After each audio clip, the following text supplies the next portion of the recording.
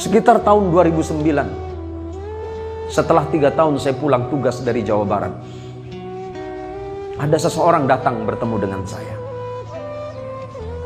Assalamualaikum Ustadz. Waalaikumsalam. Sampean dari mana? Saya dari gang sebelah Ustadz. Boleh saya bercerita kepada Ustadz? Boleh, silakan. Bagaimana hukumnya menyakiti hati orang tua? Saya jawab, Allah tidak akan ridho kepada orang. Sehebat apapun sujudmu kepada Allah, bahkan seandainya tempat sujudmu itu cekung karena sujudmu, tetapi engkau masih menyakiti hati ibu, sujudmu menjadi sia-sia kepada Allah. Sehebat apapun amalmu, tapi engkau pernah menyakiti orang tuamu, baik dengan ucapanmu apalagi dengan tingkahmu, maka dipastikan Allah tidak akan ridho kepadamu. Terima kasih Ustaz. Saya hanya ingin bercerita kepada Ustaz. Beberapa hari yang lalu, di suatu pagi saya datang kepada ibu saya, karena memang rumahnya tidak jauh. Saya tidak punya uang waktu itu. Uang yang ada di saku saya hanya 22.000. Dan pagi itu saya bertanya kepada ibu saya, Umi pagi ini mau sarapan apa? Ibunya dengan lemah lembut menjawab, gak usah nak. Umi tahu kamu gak punya uang karena kamu belum punya pekerjaan. Tapi karena anak ini begitu mencintai ibunya, dia berkata lagi, uang saya banyak Umi. Uang saya banyak. Tenang saja. Apa yang Umi pengen, sebut saja. Dan dia tahu bahwa uminya itu senangannya adalah makan sate. Maka walaupun dilarang oleh ibunya, dilarang oleh uminya, dia berangkat ke pasar. Dia ambil sepedanya. Dia tidak punya sepeda motor. Dia berangkat ke pasar dengan uang 22.000 di sakunya. Kemudian 20.000 dia belikan sate. Kemudian dia kembali ke rumahnya dengan tersenyum kepada ibunya. Umi, saya belikan makanan kesenangan Umi. Mudah-mudahan Umi suka. Dan tanpa disadari oleh anak ini, ibunya ini meneteskan air mata. Karena ibunya tahu bahwa anak ini gak punya uang. Tapi karena ingin menghargai jeripaya anaknya, ibu ini mau. Dan setelah itu kemudian anak ini menyuapi ibunya. Dengan telaten dia menyuapi ibunya. Dan tanpa terasa ibunya kemudian berdoa kepada Allah. Nah, semoga Allah memberikanmu rezeki yang lebih. Hati ibunya bahagia. Bahagia hati. Padahal di samping kebahagiaannya ibunya bersedih. Karena anaknya punya uang satu-satunya.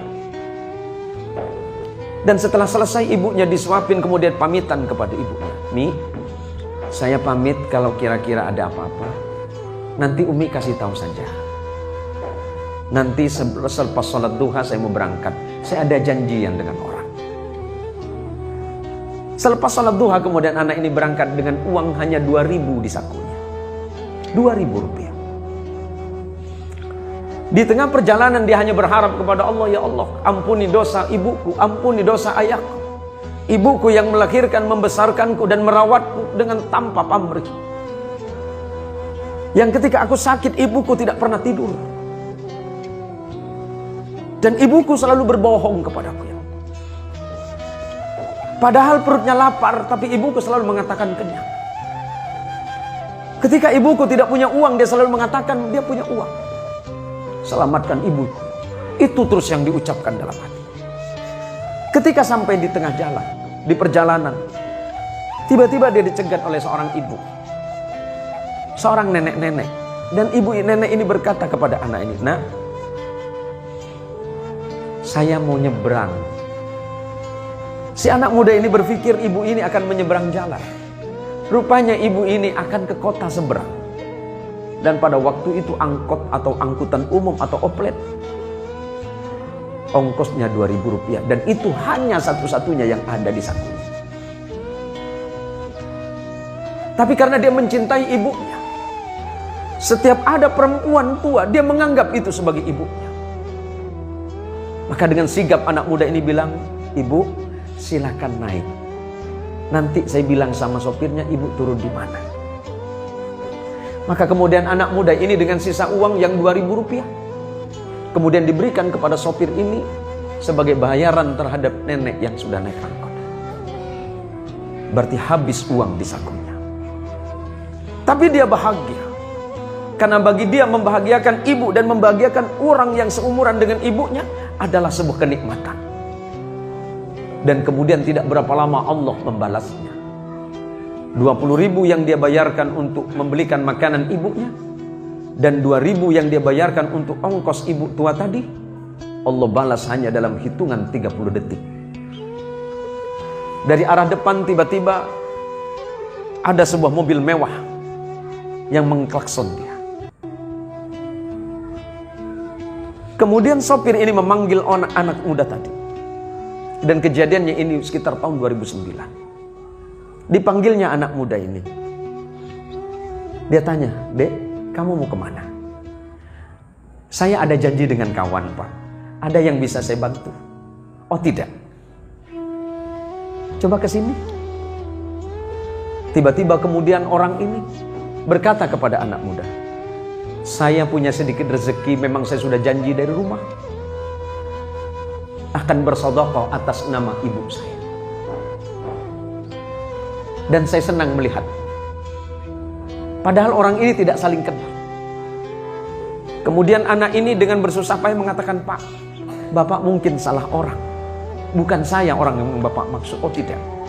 Hati saya mengatakan adik orang." Tidak lama kemudian setelah orang ini menyodorkan amplop, si anak muda ini kemudian mengucapkan terima kasih dan memasukkan ke saku celana. Dan dia tidak berpikir apa yang ada di saku celana. Dia masih terus berjalan. Sampai kemudian dia mengurungkan niatnya dan kembali lagi ke rumah ibunya. Dan ketika sampai di depan ibunya, dia menangis sejadi-jadinya. Hanya karena sebuah bakti yang dianggap sepele. Ternyata Allah membalas 20.000 yang dibelikan makanan untuk ibunya. 2.000 untuk ibu tua yang seumuran dengan ibunya. Allah balas dengan jumlah 22 juta. Artinya apa? Bahwa bakti seorang anak kepada ibu itu tidak ternilai. Seperti apapun keadaan orang tua kita, mau baik dan buruk dalam pandangan orang lain, tetapi dia tetap orang tua kita yang patut kita hormati. Oleh karenanya saudaraku sekalian, para anak-anak, cerita hikmah yang saya sampaikan tadi, ini menjadi pelajaran penting bagi kita. Di tengah-tengah kehidupan modern yang seperti sekarang ini, di luaran sana banyak anak-anak muda yang cerdas dan pintar. Tetapi ternyata mereka dalam keadaan kebingungan dan kesusahan. Baik itu yang mencari pekerjaan ataupun mencari rezeki. Padahal ilmu sudah mereka miliki. Padahal pengetahuan sudah mereka miliki, pengalaman luar biasa. Tapi Allah sulitkan hidupnya. Allah sulitkan mereka mencari rezeki. Boleh jadi salah satu yang menghalangi antara doa dia dengan Allah adalah dosa kepada orang tua yang tanpa disadari. Maka sebagai bakti kita kepada orang tua, jaga akhlak kita, jaga ucapan kita kepada orang tua, jaga perbuatan kita kepada orang tua. Karena ridallah fi ridal walidain wa suhtullah fi suhtil walidain. Ridha Allah tergantung kepada ridha orang tua, dan kemurkaan Allah tergantung kepada kemurkaan kedua orang tua. Semoga Allah Subhanahu wa taala menjadikan kita semuanya orang-orang yang salih, anak keturunan kita menjadi anak yang salih dan salihah, istri kita menjadi istri yang salihah, suaminya menjadi suami yang salih, dan santri-santri yang ada di depan kita ini kelak adalah orang-orang yang mampu berdoa